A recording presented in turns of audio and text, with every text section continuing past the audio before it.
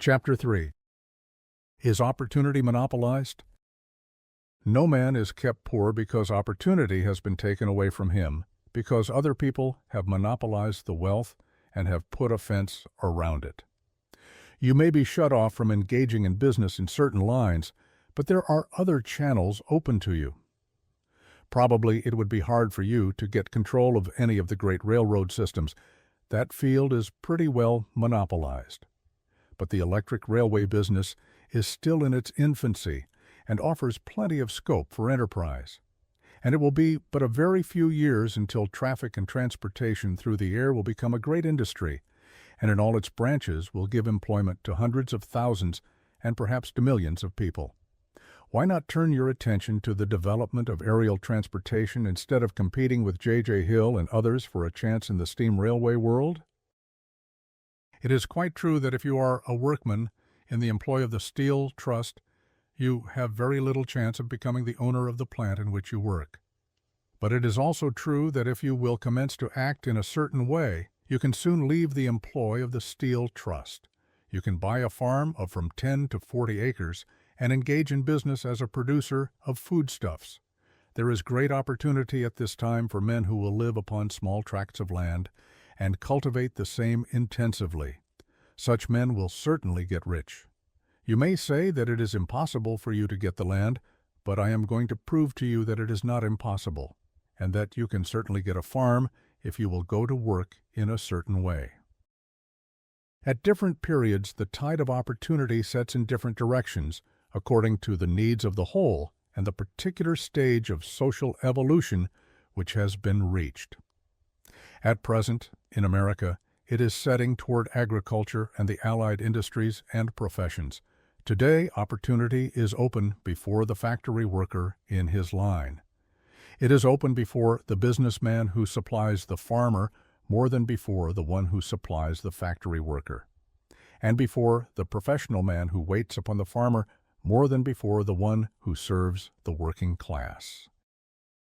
There is abundance of opportunity for the man who will go with the tide instead of trying to swim against it. So the factory workers, either as individuals or as a class, are not deprived of opportunity. The workers are not being kept down by their masters. They are not being ground by the trusts and combinations of capital. As a class, they are where they are because they do not do things in a certain way. If the workers of America chose to do so, they could follow the example of their brothers in Belgium and other countries, and establish great department stores and cooperative industries. They could elect men of their own class to office and pass laws favoring the development of such cooperative industries. And, in a few years, they could take peaceable possession of the industrial field. The working class may become the master class whenever they will begin to do things in a certain way. The law of wealth is the same for them as it is for all others. This they must learn, and they will remain where they are as long as they continue to do as they do. The individual worker, however, is not held down by the ignorance or the mental slothfulness of his class. He can follow the tide of opportunity to riches, and this book will tell him how. No one is kept in poverty by a shortness in the supply of riches. There is more than enough for all. A palace as large as the Capitol at Washington might be built for every family on earth from the building material in the United States alone, and under intensive cultivation, this country would produce wool, cotton, linen, and silk enough to clothe each person in the world. Finer than Solomon was arrayed in all his glory, together with food enough to feed them all luxuriously. The visible supply is practically inexhaustible, and the invisible supply really is inexhaustible. Everything you see on earth is made from one original substance, out of which all things proceed. New forms are constantly being made and older ones are dissolving, but all are shapes, assumed by one thing.